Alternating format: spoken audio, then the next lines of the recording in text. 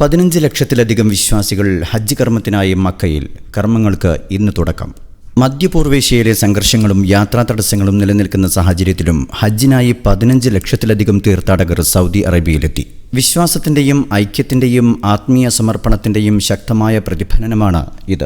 സംഘർഷാവസ്ഥയും യാത്രാ തടസ്സങ്ങളും നിലനിൽക്കുന്ന സാഹചര്യത്തിലും ഈ വർഷത്തെ ഹജ്ജ് തീർത്ഥാടനത്തിനായി സൗദി അറേബ്യയിലെത്തിയ അന്താരാഷ്ട്ര തീർത്ഥാടകരുടെ എണ്ണം കഴിഞ്ഞ വർഷത്തെ കണക്കുകൾ മറികടക്കുകയാണ്. സൗദി അധികൃതർ പുറത്തുവിട്ട വിവരങ്ങൾ പ്രകാരം ലോകത്തിന്റെ വിവിധ ഭാഗങ്ങളിൽ നിന്നായി ഇതിനോടകം തന്നെ 15 ലക്ഷത്തിലധികം തീർത്ഥാടകർ ഹജ്ജ് കർമ്മങ്ങൾക്ക് മുന്നോടിയായി രാജ്യത്ത് പ്രവേശിച്ചു കഴിഞ്ഞു. ഇറാൻ, ഇസ്രായേൽ, അമേരിക്ക എന്നിവയുമായി ബന്ധപ്പെട്ട മേഖലാ സംഘർഷങ്ങൾ മൂലം ഈ വർഷം ആദ്യം ഗൾഫ് മേഖലയിൽ വ്യോമപാതകൾ അടയ്ക്കുകയും നിരവധി വിമാന സർവീസുകൾ റദ്ദാക്കപ്പെടുകയും യാത്രാച്ചെലവ് വർദ്ധിക്കുകയും ചെയ്തിരുന്നു. UAE, ഖത്തർ, ബഹ്റൈൻ ഉൾപ്പെടെയുള്ള ഗൾഫ് രാജ്യങ്ങളിലെ വിമാന കമ്പനികൾ ഹജ്ജ് യാത്രകൾക്ക് ആവശ്യമായ സർവീസുകൾ സമയബന്ധിതമായി പുനഃസ്ഥാപിച്ചു. ലോകത്തിലെ ഏറ്റവും വലിയ വാർഷിക മതസമ്മേളനങ്ങളിലൊന്നായ ഹജ്ജിനായി എത്തുന്ന ലക്ഷക്കണക്കിന് വിശ്വാസികൾക്ക് സുരക്ഷ, ഗതാഗതം, ആരോഗ്യ സേവനം, താമസ സൗകര്യം എന്നിവ ഉറപ്പാക്കുന്നതിനായി സൗദി ഭരണകൂടം വിപുലമായ ഒരുക്കങ്ങളാണ് നടത്തുന്നത്. പ്രതിസന്ധികളും അനിശ്ചിതത്വങ്ങളും നിലനിൽക്കുന്ന സാഹചര്യത്തിലും ലോകമെമ്പാടുമുള്ള മുസ്ലിം സമൂഹത്തിന്റെ